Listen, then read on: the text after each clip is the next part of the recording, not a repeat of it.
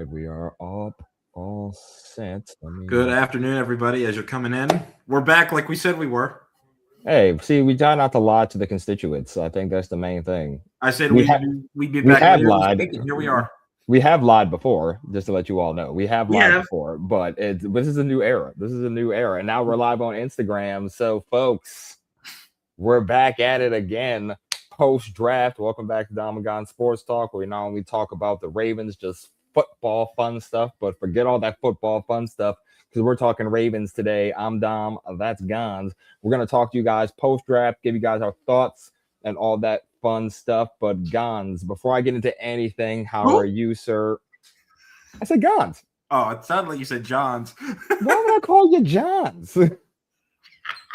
Yeah, if anybody's in here, let me anyway. know if he said John's or not. I Rewind promise it you I back. said Gods. I promise I said Gods. But Gods, anyway, how are you, sir? Friday, we finally made it. Thank goodness it's Friday. How you feeling on it? Oh, I'm doing great. I mean, we're back to relatively decent weather. I mean, we were stuck with rain and cold, and it's still a little chilly Clouds, out. We're in the darkness. 60s, but now it's been sunny for the past 2 days, and we're starting to look, get back in that mindset of football. We got rookie minicamp starting. We've got, I think you said mandatory OTAs will be down the road shortly in a few weeks. That'll be voluntary. Oh, voluntary. When is mandatory? June? Mandatory will run from June 9th to June 11th. Okay, so voluntary workouts are on the 18th of May, and then the mandatory is June. Okay, and we're rocking and rolling. It's almost before we know it, it'll be training camp. So I'm embracing the football workouts happening now.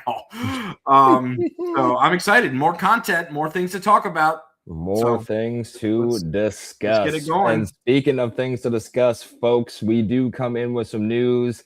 It's not new news because it happened yesterday, but we are having a familiar face return to the Ravens defensive end. Love this guy. Calais Campbell is back in Baltimore. I love this signing. I loved having Calais on the team years ago. He was with us from 2020 to 2022. After that, he then, I think, signed with Atlanta, and then he went to Miami, and then he went back to Arizona, which he was drafted to. I love this signing. I love having Calais back. Big dude, vet presence on that interior defensive line. He's batted down a couple of kicks. He's batted down some passes. He was just a force on with us when he was here. And on top of that, he had 6.5 sacks last year, which would have led every single Ravens defender last year. So it's great to have Calais back. So glad he's back on this roster. I know we're sitting here looking like, oh, great, Ravens are signing another old man, but this is not just any old man we're talking about here. We're talking about Calais Campbell. So I'm ecstatic for that. Gonz, your thoughts on the Calais signing and him being a Baltimore Raven once again? Yeah, this is something that the Ravens have been trying to do for years. I mean, last year we were talking about bringing him back via trade or even before the season started and the year before as well. I mean, ever since he left in 2022, I think the Ravens kind of pictured him as this dude's probably going to retire after this next year. And it's felt like that for the past 3 seasons after he's left Baltimore. Okay, this is Calais' last year. Okay, this is definitely Calais' last year. All right, this is for sure his last year. No, he just keeps coming back. And he's playing at a high level, too. I mean, he's still keeping the production relatively decent on the field, which is great for a 39-year-old veteran defensive player, a defensive lineman at that. So impressive. I mean, it just shows that he keeps himself in shape and he keeps his body in shape, and it's just great. I'd love to see it, and I'm happy about the signing as well. So Ravens, we finally got it done after a few years of trying to bring him back, and it's huge because he adds a lot of depth and veteran presence. Calling him a veteran presence is just to say the least, to be honest. I mean, this dude has just played for 19 seasons in the NFL, jumping around a bunch of different teams also. He was part of that Jacksonville team before coming from the Cardinals. So he's been through a lot. He knows what it's like to be on a very effective defense. He helped our team out too when he came back after when we traded for him from Jacksonville. So I'm excited about it. Jesse Minter should be as well. I mean, this is a key rotational piece, and especially if Nnamdi Madubuike is not quite where he needs to be yet, if he needs a little bit more time to come back, or if the level of play is a little bit subpar right now, then having somebody like Calais to fill in the depth will be very, very very helpful for this defense. So I love the move, and it's cheap. It's just a 1-year deal. It just add another leader. He can be kind of like a Roquan Smith to given those speeches at the beginning, firing people up. So I'm excited. He joins a crowded defensive line. All of a sudden, this defensive line has pretty decent depth right now. I mean, Travis Jones, Nnamdi Madubuike, Calais Campbell, and there's more that I can't. John Jenkins is there as well. Peebles, yes, my boy. How could I forget him? And then that's in addition to our edge rushers. So, I mean, don't look now. We have quite a bit of depth. I'm not going to go out and say anything like I did that one last year because we all know how that ended. But there's a lot of bodies, and that's great. And I hope that it works out for the best. But it's good. It's good. The trenches have been a need for a long time on this defense, and it's just good to see that they're trying to address that the best they can. Yeah, and I think you emphasized a really good point when you're saying depth, and that's where we got our butts kicked last year, especially with the injuries. When we lost guys, man, we tried to fill in with the practice squad players. We had, I think it was a week where nearly pretty much all of our all pros, Pro Bowlers were on IR, and they missed games. Like we were struggling. We were struggling to really keep up with offenses on the defensive side of the ball. So to have Calais, to have the depth, and to have guys who can be able to come in, and we're not saying be a superstar at every spot. We don't need a superstar at every spot. What we need are just guys who can come in, fill in, and just be serviceable in those roles. And I think that filling out the depth of that defensive line is super important. So I feel like this Calais signing is great. He's proven already that he can still be a force on teams. Like I said, he had nearly 7 sacks last year for Arizona. So I'm here for it. I'm glad to have him back, and let's keep adding. Let's keep adding depth. I know people still want Clowney back on this roster. Would I be mad at it? No, because you would still have fresh edge rushers. I feel like you can just switch up the schemes. You can have guys play in different positions to switch it up, confuse offenses. I'm here for it. So let's keep adding. Let's keep making sure we get the bodies in there so we can make sure that we have the depth and be ready for the season. All right, folks. So let's get into the meat potatoes of this video. Basically, we are wrapping up the 2026 NFL draft. Obviously, different sports shows, talking heads have their personal grades for it. So we're going to give you ours. Obviously, we're going to first round. If you don't know who our first round pick is, where you been at? Vanga Yowane, our first round pick guard. I'm not going to spend too much time on this one. Obviously, that was a guy I wanted with the 14th pick in the draft. I felt like he is going to be a plug and play starter, instant guy who's just going to come in and be a force on the offensive line. I don't think they move him to center. That's just not what I know. People are speculating that. I think he's going to stay right at guard, play guard, and I think he's going to be one of Lamar's best blockers for years to come. But that's just my take on it. Vanga was an A+ pick for me. I loved it. Gonz, your thoughts? Yeah, I think I also want to chime in a little bit here about what we heard from Eric DeCosta and some post-draft interviews that sounded a little bit weird. They were going to trade back.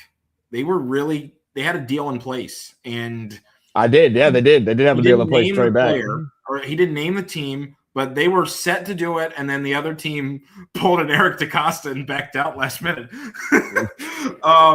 So that kept, which I'm glad. I'm glad they did pull out on the last minute. Yeah. I'm glad they did back out of that trade. And then he also discussed how Jesse Minter had a giant impact on their decision to draft Vega. So I'm glad we didn't draft him, or we didn't pull back, because I don't know if they would have gotten a lineman. Vega probably would have been gone if they went back. Indeed, he would have been gone if they tried. So yeah, I'm fine with that. I would have rather gotten that than a tight end. Indeed, and I agree that's with no you. disrespect to Kenyon Sadiq, but it does not matter what tight end you have if you can't block. We had Mark Andrews last year, and we had Isaiah Likely, 2 very substantial tight ends, and we weren't able to get the ball to him that often because we just couldn't stop a nosebleed or whatever. It was crazy. Whatever the saying is. It was just abysmal in the pass protection department. So it's just good that you're prioritizing that over pass catchers. which we did address later in the draft, which was great. But you got a first-round pick on a top-notch guy that's going to be an anchor in this offensive line for years to come. So I really, really appreciate them doing that. But it was just a little bit strange to me to hear Eric DeCosta sort of hint at they weren't going to do that. And what were they thinking? So thankfully it fell through. And thank you, Jesse Minter, I guess, for inspiring EDC to make that pick, because it didn't sound like he was too excited to do it. I'm just going to be honest. That's what it sounded like in the interview. So shout out to you, Jesse, because I really wanted the lineman to help protect Lamar. So yeah, and I think you bring up a great point too with Mentor. I think him like just emphasizing like, dude, we need to get Vanga. Like, it's not even trading back. If you trade back, you're probably not going to get him. Let's be fair. Because even we all thought Ruben Bain was going earlier in the draft. I thought he was a top 10 pick. He falls to 15. So literally, Bain and Vanga are sitting there looking at us. Which one are we going to pick? I was actually very curious which route they were going to go as far as whether it's Bain or Vanga, but they end up picking Vanga, who is seen and was seen as the best interior offensive lineman in that draft. So I'm so glad that Mentor's voice was heard. I'm glad that the trade fell apart. I'm cool with it because we were able to get Vanga, so I'm down for that. On to pick 2, which is also interesting because DeCosta made another point about that, because I know fans are very curious, and we also were very curious on why the Ravens did not draft a center in this draft. Because the 2 prospects, according to DeCosta in that interview, they were saying that the 2 guys who they wanted to get went in the second round. And I know Jake Slaughter was one of them, and I forget the name of the other young man who also went early, but they weren't expecting them to go in the second. They thought they could snag one of them in the third. They both ended up going in the second round before the Ravens could choose. And DeCosta was saying that, yes, they could have maybe moved back up into the second round to potentially trade and maybe get somebody. But he said if they were to do that, then they would have to probably give up the second. They would probably have to give up third, fourth, and probably like the capital would have been too much, and it would have been a lot. So he said, rather than to give up the other players that we acquired in the draft, he wanted to get one of the first round grades he had on the board, which was Zion Young, which was our second round pick in this year's draft. They actually had Young graded as a first round talent. So the fact that they were able to snag him with pick 14 in the second round, I'm going to take it. And obviously, Gonz, what did we just finish talking about? Depth.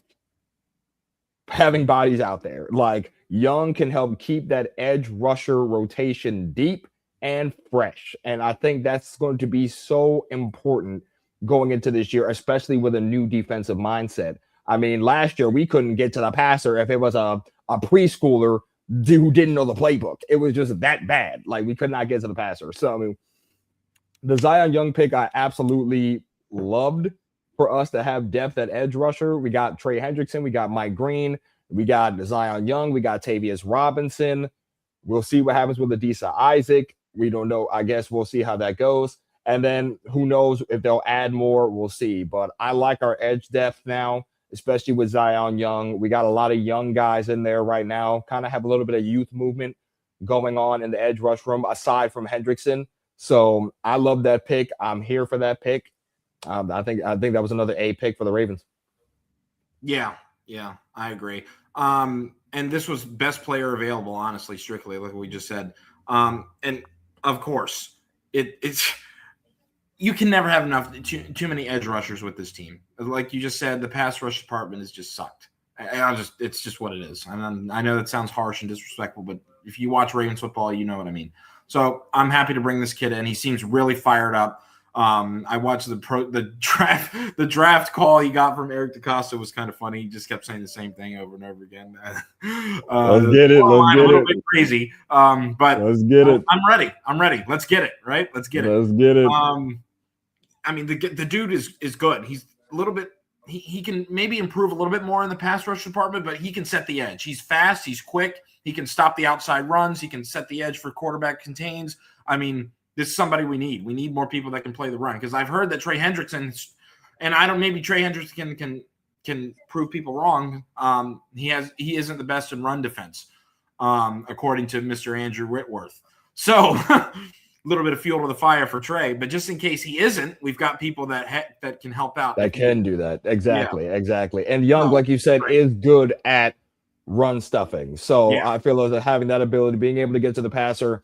And Young in college, as I saw, his numbers just continuously kept increasing. So I'm hoping with that production on top of what Mentor and this staff can help him develop, I think that he could really be a force on this team. We'll just see how it goes, honestly. All right, for the 3rd round pick, I'm actually going to go 2 for here. So because the Ravens went 2 for basically for the 3rd round pick, and then their fourth round pick, they doubled up at wide receivers. They kind of threw fans for a loop with those picks. With the 3rd pick, they picked USC wide receiver Jacoby Lane, and with the 4th round pick, their 4th round pick, they picked wide receiver Elijah Surratt, national champion out of Indiana. Now, for me, real quick, the receivers, the double pick of receivers again threw me off. I did not think we were going to do that. The Jacoby Lane pick, I thought, okay, so we got a tall dude, 6'4", big catch radius, a guy who can go up and get it type of receiver, somebody that fans have been asking for Lamar to have for a while. We get that. And then I'm like, cool, that's a good pick. And then we go to the 4th round. There's another big catch radius, go up and get it type of guy, and Elijah Surratt, who also has a big catch radius and also can be a red zone threat. So I'm thinking the ideology of this offense is changing, right? We're not just going to be quick and we're not just going to be able to get around players or be elusive. We're going to run through people and we're going to catch over people. That's kind of sounding like what Declan Doyle wants for this offense, right? He kind of wants those guys who are going to be able to go up top, get it, and not really. They want bullies on offense, which I am completely here for. They want guys who are tough, physical, that type of stuff. And I think that was kind of the brand of this draft, are just big, physical players who are able to just run through people and just be able to take advantage of any situation, whether they're covered or not. And when I thought about that, I was like, okay, I think these picks are solid. I think these 2 guys with the development can be really good weapons for Lamar. And it sounds like to me that the Ravens, again, when I was talking about the youth movement for the edge rush department, it sounds like they're trying to go youth movement for the receivers too. Mm-hmm. Like, we haven't heard of them signing any vets. And most of their guys are mid to early 20s. So at least on the roster, as we know at this moment. So, I mean, I'm here for it. It's just a new regime of receivers, some talent that you can develop if you give time. I mean, I'm here for it. I think I like those picks. I give those picks a B+ for me. I think those guys can be something once they get through the training and do what they got to do. Yeah, absolutely. And you talked about a philosophical change. I think that we want to have just more red zone threats overall. And what do I mean by that? More than just Derrick Henry. More than just, because other than Mark Andrews, Derrick Henry, that was pretty much it for passing touchdowns last year. There were Zay Flowers, he gets a lot of yards, gets a lot of catches, gets a lot of yak, but doesn't get in the end zone that much. Same for Bateman. Bateman had like how many touchdowns last year? I don't even know. Maybe less than 2 or 3. Maybe I don't know. But getting guys like that can make those contested catches, makes play action, and just Derrick Henry in the backfield that much better and that much scarier. So when you have those guys on the field together, you just have to make the defense consider a lot more. How much press coverage are you going to play on Surratt or Lane, or are they just going to run dive or power with Derrick Henry? I mean, or are you going to run with Lamar? I mean, or are you going to throw to Mark Andrews? I mean, you got a lot. You got a ton of options. So I really like it. And I think that this can help with that explosive play category that Declan Doyle was talking about recently, of just hitting big chunk plays, throwing it up to guys that can make contested athletic catches. I am really excited about Elijah Surratt. I mean, that dude had phenomenal years with Frank Cignetti as head coach. He's been with Frank Cignetti his entire career. that he started at JMU and then he transferred to Indiana when Frank Cignetti took over the Indiana program 2 years ago. So he's been with them his whole career. So it will be interesting to see how Surratt utilizes the new coaching staff, since he's been used to Frank Cignetti his entire college career. So hopefully the transition will be smooth. But I really like what he's done. Frank Cignetti's done a great job with those guys from JMU and Indiana. I mean, a lot of guys came to JMU, or a lot of guys that were with him at JMU went to Indiana and then won the national championship game in that quick turnaround, 2-year turnaround, just taking that program in a 180. Phenomenal job. I mean, and then looking back at Surratt, more than 1,000 yards, I believe, that 1 year in JMU. And then last year, he had 15 touchdowns. I mean, that's insane. Yeah, that like over 800 plus for like 15. Yeah. He was. Yeah, it was a lot. So it's like, I'm excited. And then Jacoby Lane, another guy that just makes. I feel like that one was a good one for you too, because of your USC fandom, which is pretty dope. Oh, and there's more USC stuff at the end when we talk about undrafted free agents. We got another wide receiver that could be a sleeper from the USC. Number 10, I forget his name, Kyron Burton. I don't know. Don't quote me on it. But he could have had catch of the year last year. So I love that we're getting these go up and get it type guys from my Trojans. So let's go, Baltimore. I'm loving it. But yeah, I love it. I love the wide receivers. I think that the ceiling is high for both of these guys. Lane is a little bit more of a project, I know, because we got to get his route running a little bit better and his hands a little bit more consistent. But when he can still do it, he's got the skill set to be an amazing wide receiver. And Surratt, same with him. If we can get a little bit more out of the route running, he's going to be great. He can beat people. If we can get him how to break presses a little bit better, and make defenders pay for press coverage, then he's going to be phenomenal. I'm really excited about these two. And it's even cooler because usually in the draft, I don't know who the people are too much. I have to go watch highlights. I know these guys. I know Lane. I watched Lane. And I know Surratt. I watched a ton of Indiana games last year.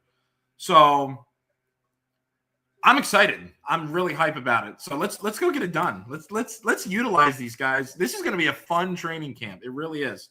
But anyway. For sure. I'm looking forward to it. I'm hoping that, they can prove a lot of the doubters wrong, because a lot of the words came out about like separation for these two guys. But I think with development, I think they can make some noise. I mean, they're rookies, so let's just give them some time. All right, next up, I'm gonna move around on the draft board a little bit. I'm gonna double up again. The Ravens did take 2 tight ends between the 4th and 5th. I know they took 2 tight ends, I believe, in the 5th round. Yes, so they took 2 tight ends in the 5th round. With their first 5th round pick, they took tight end Matt Hibner out of SMU, and they took, with their 3rd, 5th round pick, Josh Cuevas from out of Alabama. Interesting selections here. And the interesting also part is they moved up in the draft to get Hibner, which also I thought, I don't know if the move up was actually necessary. I felt as though you probably could have just like sat there and you probably could have taken him. These kind of, Hibner feels like more of a blocking tight end, or like another, just like kind of another like Durham in that sense. I was very curious on what prompted this selection for the Ravens. Now, as I've read, it seems as though that they're kind of looking for a Hibner to kind of fit into like how Isaiah Likely was in this Ravens offense. DaCosta called Hibner an athletic guy with a good catch radius, super smart, and he was very productive in his last college season. And he checked off a lot of boxes for this Ravens team. And he reminded them of Isaiah Likely. He likes his route running. And multiple tight ends have already been chosen. And DaCosta, and apparently, according to the interview, DaCosta felt like since the team wanted him, and he felt like he was going to get taken sooner than where they were going to, hence the trade up. The Ravens have great history with drafting tight ends. I'm not mad at, so obviously they've done enough to earn my trust as far as drafting tight ends. So I'm going to hold judgment until I know for sure what exactly their roles are going to be. Now, Sure. Cuevas out of Alabama, DaCosta pretty much says, listen, man, you can never go wrong with an Alabama tight end. That's just how that is. Ozzie loved this pick. Ozzie talked to him on the phone during the draft, which is pretty dope as well. So I mean, I can't, I'm trying to hold judgment. I didn't watch these guys in college. I don't really know how much good they really were this past year. But yeah, I'm just gonna hold judgment. I'm gonna give that like a B minus C plus until I really see what they can do in the offense. But yeah, I mean, like I said, the Ravens have a good track record of drafting tight ends. So I'm going to hold judgment until we see what they are like on the field. Yeah, that's a good option because I think to say surprising to say the least, I don't know. Surprising would be the word to say the least, honestly, because I had no idea who they were. Hibner, I couldn't even get the guy's name right after like 2 days. No, it took you a minute. It did take you a minute to actually get his name down, but you know, I'm glad you said it now because I forgot it again. So I'm glad you said it while you were talking. So thank you for going first because I would have definitely probably asked you again. I'm sorry, Hibner. I'm not trying to be disrespectful. I just don't know him. I just had no idea. And then Cuevas, I mean, Alabama tight end. Alabama's a great school for football. That sounds cool. So yeah, I guess I just don't know. I don't know. I mean, it's not much we can say until we know for sure. And just say you're gonna. I can't see. It's not fair to me and say I don't like the pick yet because I just don't know how they're gonna be. I just don't know who they are.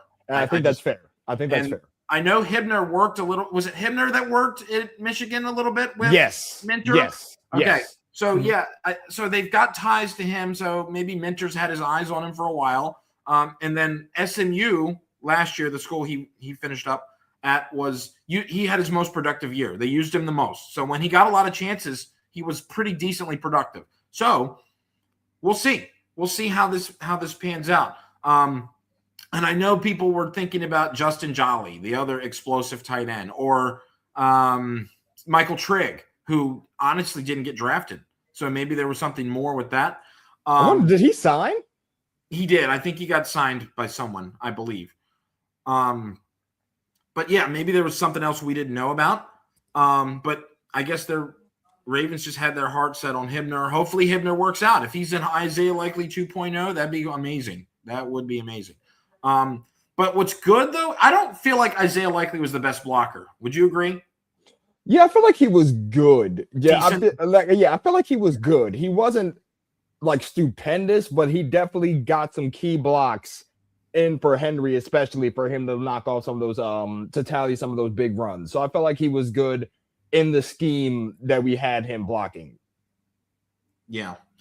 I feel like Cuevas is, or I believe he's the one that they use out wide a little bit more in the slot. Is that where he was? I believe I have to watch his tape again. I think it was Cuevas instead of Hibner. Hibner's kind of like a Swiss Army knife. He's going all the way around. So it'll be interesting to see what they do with them. I mean, now they got themselves a plethora of tight ends. They've got Mark, they've got Hibner, Cuevas, and Durham Smythe.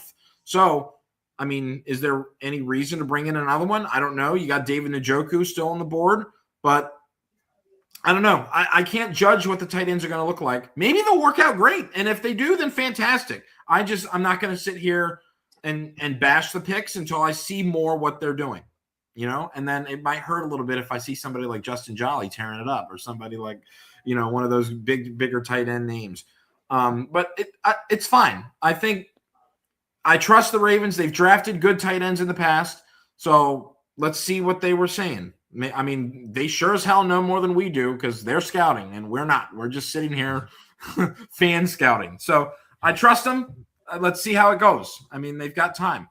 Fair. And I think that's a fair assessment. But again, Cuevas, Hibner, we're wishing for your success. Sure, ball absolutely. out, man. Absolutely ball out. So going to the defensive side with one of their 5th round picks, I believe this is with their 2nd 5th round pick, the Baltimore Ravens selected Chandler Rivers out of Duke, cornerback. Now, Chandler is the very first player, I believe, in our history to be drafted out of Duke. I think this is the first Duke player we drafted. At the combine, he ran a 4.4 40. Like, straight up 4'4", so he's pretty fast. Corner, I believe he sits at 5'10". Again, for him, I mean, he was an all second team All American in 2024. I mean, obviously, I mean, the dude can ball. Duke can ball, at least from what I've seen, at least from the stats that I've seen him. He stayed at Duke for 4 years. Now trying his hand with the Baltimore Ravens. I'm all for this pick as well. I'm never going to be mad at corner depth.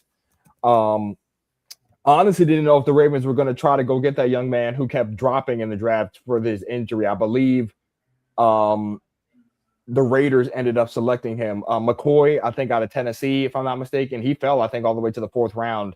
I think he was a first-round corner. But due to his injury, that's why he fell, and the Raiders ended up picking him up. So I guess they're going to work that out. But I was wondering when, because you always know the Ravens are going to draft a corner. You don't know where, you don't know when, you don't know how, but they're going to draft a corner. And they get one in the 5th round with Chandler. He's going to probably squeeze right in with Wiggins, Wouzier, Marlowe, and all those guys. And don't forget, we still got TJ in Tampa, who's still on his rookie deal. So, I mean, I'm curious to see where Rivers fits in with this secondary. From what I've seen, he's really, really solid. A solid pick. I mean, I'm cool with it. I'm never going to get mad at secondary depth. So I'm all for this one. The dude is a little bit smaller. They have him at 5'10", but he plays a little bit more physical than his size would say. I mean, slot guy. He looks pretty good, honestly. He plays sticky coverage. He doesn't allow too many completions, or at least he didn't in Duke. And I think I'm looking at his stats here. It looks like he played returner also, which is another interesting development. Looks like he has a touchdown on the board for a punt return, maybe, or a kick return.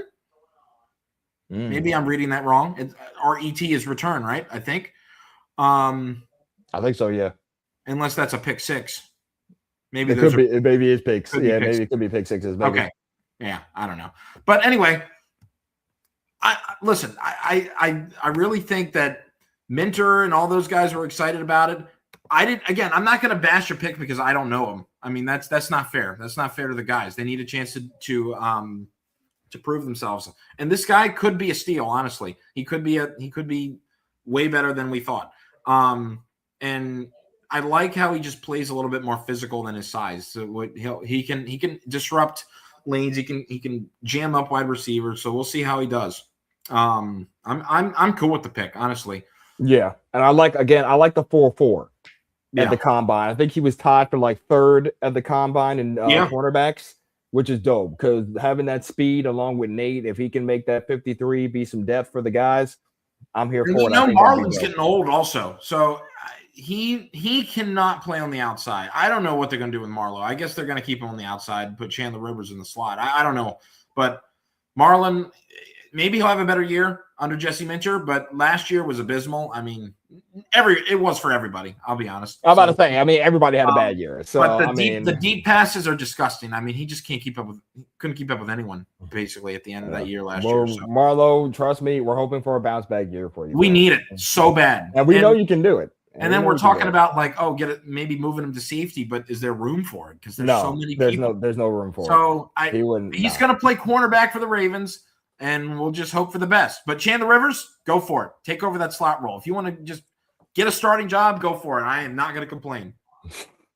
All right, moving on. A fun pick for Baltimore. This dude is freaking insane. With their last 5th round pick, the Ravens selected Clemson running back Adam Randall. Oh, this was really interesting. This one was a Bishotti pick. Yeah. Randall sits at 6'2", 230 pounds at running back, basically giving you Derrick Henry vibes out of Clemson. Bishotti, love the kid. Apparently, Bishotti is also good friends with Dabo Sweeney. And this guy, I mean, I'm just very, very shocked at whenever you see like a 6'2", 6'3" running back, it's just like, well, he was a receiver who transitioned to running back. And boy, is that an asset that you can have. I'm just thinking of the schemes. Like, if you can develop this young man and really implement him into a scheme, really get him into an offensive rhythm, like we could have some fun on offense. Like, especially with his ability to possibly catch passes out of the backfield. Like, I'm hyped for this one. I hope he makes the roster. And obviously, if he's not used on offense, he could be a great special teamer as well. So that I think that could really work out for us. But dude, this one caught me. This one caught me for surprise. I did not think this guy was even just sitting there. But shout out to Bishotti. He made his first pick ever for the rate, which is insane to think because he's owned the team for forever. So the fact that he's just now making his very first pick is hilarious. Post Harbaugh too, which is also an interesting note. But yeah, like I'm just looking at his combine. I'm looking to see if he did the combine real quick. But yeah, that for me, it's like, yeah, this kid could be something. If we can develop him correctly, he could be something special. And I'm hoping so, because I'm really looking forward to seeing what he can do. Yeah, I completely agree. There we go. Sorry, I was pulling up some more stats. What was I going to say? Sorry, I lost my train of thought. Y'all ever had that happen? Plenty of times. Yeah. Anyway, I guess it'll come back to me later. But anyway, yeah, the turned receiver in the backfield. I mean, that is insane to think about when it comes to throwing the ball. I mean, you've got a guy it's like lining up an extra wide receiver in your backfield. Imagine having an extra Zay Flowers in your backfield. I mean, that would be pretty cool, right? Not to say he's Zay Flowers or anything, but he's still got to work on a little bit based off of the draft analysis. He's still got to work on his running back skills a little bit, his vision with, taking lanes and making cuts and whatever. But I really think this is somebody that can challenge Rasheen Ali for this last running back spot just because of his receiving abilities, because that was what Rasheen Ali was mainly used for. Just, being thrown to the ball, going out for passes, coming down on those third down passing downs, or, putting him on a Texas route or a check and release or whatever it might be. This having a receiver do that, or a well-trained receiver doing those kind of routes, just makes it that much harder. Because as you know, running backs are usually covered by either safeties or linebackers. So if you've got somebody with experienced route running going in man coverage against a middle linebacker or a right outside linebacker or a safety, like that would be pretty good to be in your advantage. So I think it's a sneaky cool pick that could pay off in the long run. And he plays special teams as well. He plays in the return department. So this is definitely somebody that could take over Rasheen Ali for sure. That's exactly what my instant analysis was when I saw this pick. I didn't know about him. So I read up on him, saw that he was a turned receiver, and got excited and thought about the potential possibilities we could throwing him the ball, running wide receiver screens or running back screens, or, like I said, Texas routes, hard cuts where you got to make those cuts in man coverage. I'm excited. This is a pick that's got a lot of upside. A very low risk, high reward type pick. So I'm excited to see how it's going to go. For sure. And I'm hoping, like I said, he makes the roster and he can contribute as soon as possible, because I'm here for it and I'm hyped. And who better to learn from than another guy on the roster who's also 6'2" and had to kind of learn how to maneuver as a taller running back. So I feel like the fit was perfect for Randall to be here. All right, so going into the 6th round, not going to spend too much time on this one. Yeah, we did draft quickly. a punter. I know it's getting late. Yeah, we drafted a punter, Ryan Eckley, out of Michigan State. We did lose Jordan Stout because Harbaugh doesn't like us and he stole most of our players. And and that's from fine. there, New regime. Yeah, so from there we did get Ryan Eckley. Eckley, actually, I think he was a top punter in this draft, which is, again, I guess that's how the Ravens just do it. They just get top guys in the draft. Last year, it looked like he placed 20 punts inside the 20-yard line. And I believe he was the highest among FBS players with at least 10 punts that averaged, I think, about 48.5 yards per punt. So, I mean, shoot, if he can pin some guys deep, I'm here for it. I like it. I think we signed another person, so we'll have a little bit of a punter competition going on this summer, which is pretty dope. Yeah, that's what we needed. I mean, I'm not really going to say much new. What you just said, and we need a punter. Let's have a competition between the guy we signed, and let's see if we can get one. I'll take it though. He was a pretty decent punter, if I thought. Yeah, he's actually pretty good. So I'm here for it. Yeah. All right. So now, folks, we're gonna get down to the nitty gritty in the 7th round. With their first 7th round pick, because the Ravens had 2. They picked up a Michigan D tackle, Rayshawn Benny, who reunites with our new head coach, Jesse Minter. Again, another big body that we can have in the middle for depth. According to ESPN, he's had a 98% tackle rate over his span at Michigan. I think that ranks amongst the highest in the Big Ten, and I think it was 3rd in the FBS. So I'm here for it. I think he started 1 year in Michigan, and again, he just adds to a D tackle room that lacked last year for Baltimore. So him, like I said, you got Calais, you got if Beeks is back, you got Travis Jones, you got some guys, Ananias and all those guys. So I'm here for it. Let's just fortify that middle front. Yeah, I agree. Just adding depth, just keep going. And another high ceiling pick, low risk, high ceiling type of guy. Just add it to, I mean, it's crowded. When I was listing D lineman earlier, I completely forgot about our 6th round pick or 7th round pick, whatever it was. So this is awesome. I mean, we've got a lot of bodies on that defensive line now. I mean, him, Zion, I mean, Trey Hendrickson, Calais Campbell. I love it. I love it. You can't have too many bodies. But yeah, you can never have. Right on the nose. There's nothing really more I need to say. So, all right. And for the last one, folks, we waited a long time to get another offensive lineman between the draft. Like we literally picked one in the 1st round, and then our final selection of this year's draft was a guard. We picked up Evan Bjornsson. I want to make sure I pronounce your name right, Evan. I apologize. Guard out of Northwestern. Now I think Evan has center experience, obviously, which the Ravens are lacking at this time. So I guess they're going to try to give him a run there. He's been a right guard. He made 43 starts over the last 3 seasons, and he's one of the older prospects in this year's draft. I don't know what his age is. I'm going to have to look that up.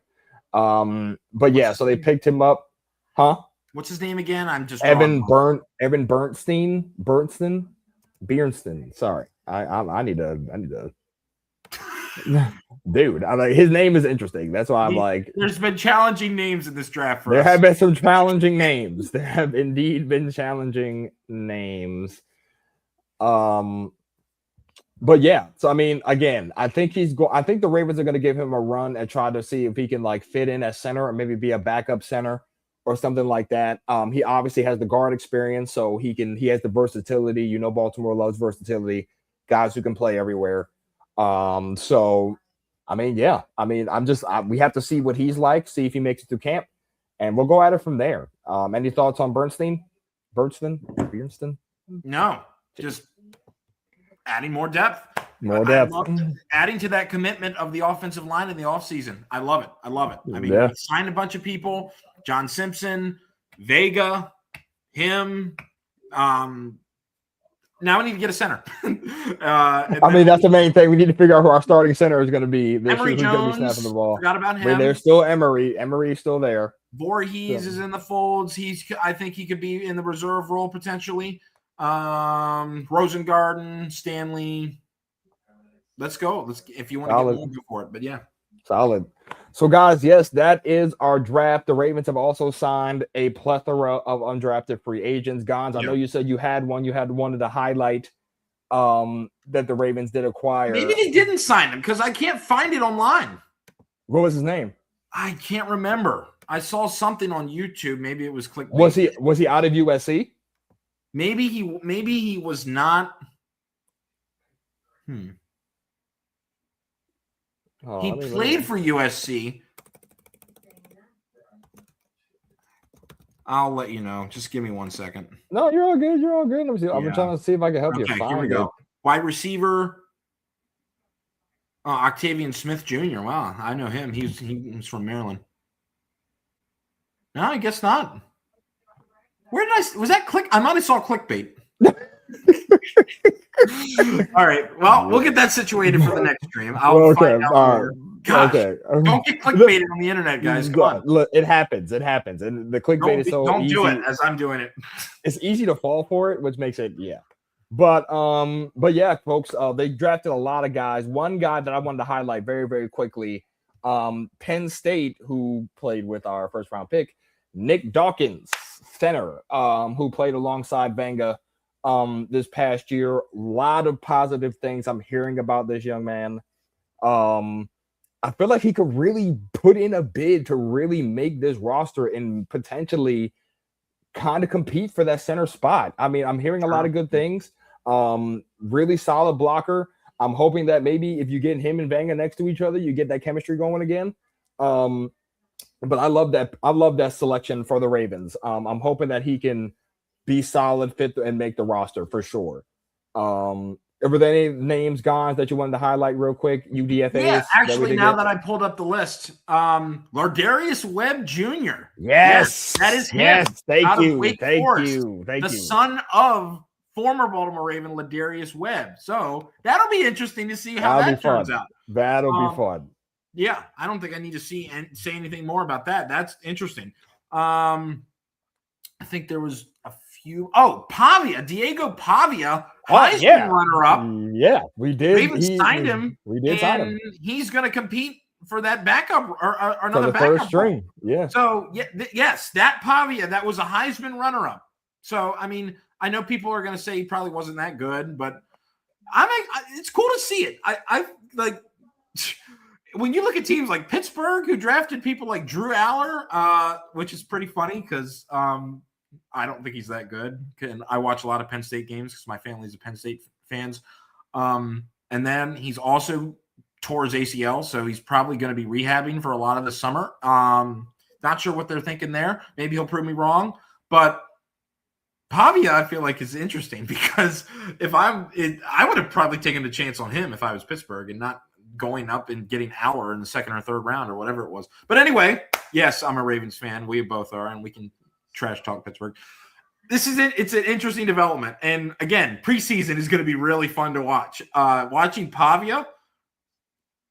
Do I have to say any more? No, I think it's going to be interesting. It's an opportunity.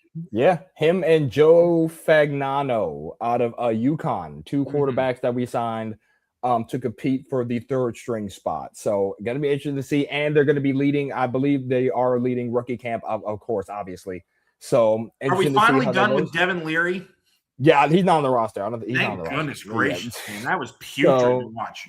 So yeah, so that's good. The Pavia signing was very, very interesting. I'm looking forward to see if he can beat out Fagnano for the third string spot. Because obviously Lamar and Huntley have the 1 and 2 solidified.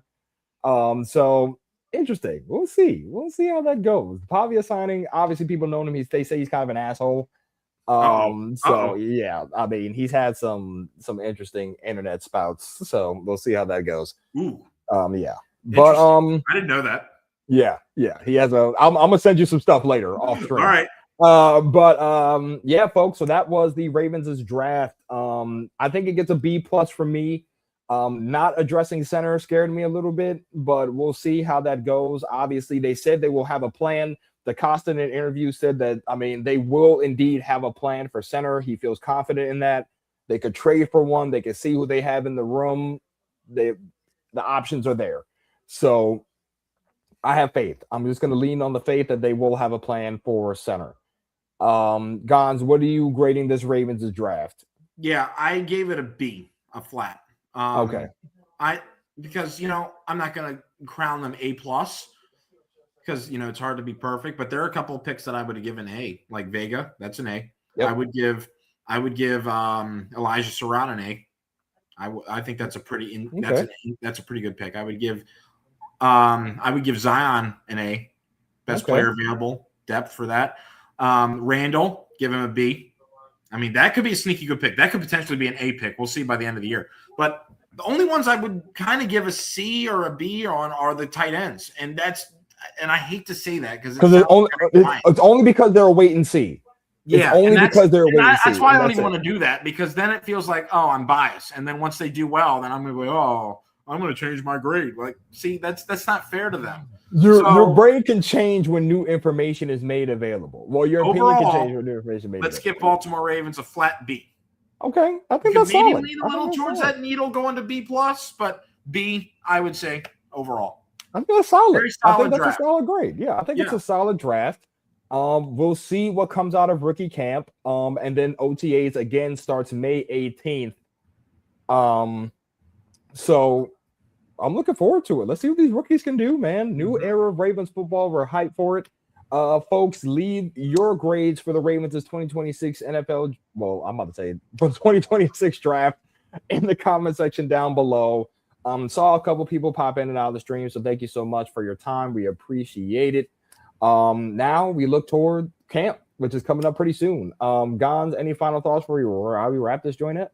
No, I think this was a great show. I had fun breaking it down, sort of putting a bow on the end of the draft, tying it up, sealing it, delivering the letter, and let's move on. We're going to the rookie minicamp that starts today and tomorrow and Sunday, and then we've got vet camp. OTAs, baby. Voluntary OTAs. Not camp. Yes. Voluntary OTAs, baby. So, again, guys, thank you so much for tuning in. We appreciate it. We'll be back sometime this week just to talk about the reports coming out of camp, the things we've seen, the things we've heard that we like, that we don't like. Hopefully, it's more we like that we don't like. Well, only time will tell. But, yeah, we'll be back to you guys soon. Until then, I'm Dom. That's Gonz. Thank you for joining us. We'll be back soon. Until then, go Ravens.